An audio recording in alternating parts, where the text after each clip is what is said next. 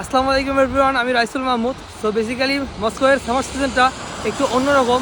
যেমন কালকের আগের দিন ছিল হচ্ছে ঠান্ডা, আর কালকে ছিল হচ্ছে রোদ, তো আজকে হচ্ছে বৃষ্টি। আশেপাশের অবস্থা বৃষ্টিতে পুরো রাস্তা ভেজা। অ্যান্ড বৃষ্টি হলে একটা সুবিধা হচ্ছে গাছের পাতাগুলো অনেক সবুজ হয়ে যায়, অনেক সুন্দর লাগে দেখতে আশেপাশে। কিন্তু বৃষ্টিটা অনেক ক্ষতিকর, কারণ এইরকম সিজনে ঠান্ডা, গলা ব্যথা হয় এবং সর্দি কাশি হয়, যার কারণে একটু সমস্যা। অ্যান্ড কিন্তু আশেপাশে দেখতে অনেক সুন্দর লাগে দেখতে। তো মস্কো সামার সিজনে আসলে অনেকগুলো সিজনের স্বাদ পাওয়া যায়।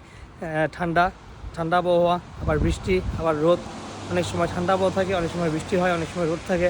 অ্যান্ড গাছের এই ফুলগুলো দেখলে একটু শান্তি লাগে, প্রশান্তি লাগে। গাছে বিভিন্ন ধরনের ফুল ফোটে, আশেপাশে সবুজ ঘাস গাছপালা, তো সব কিছু মিলিয়ে অনেক সুন্দর। হয়তো বা 2 মাস থাকবে এরকম সিজন, অ্যান্ড তারপরে আবারও বরফ পড়া শুরু হবে।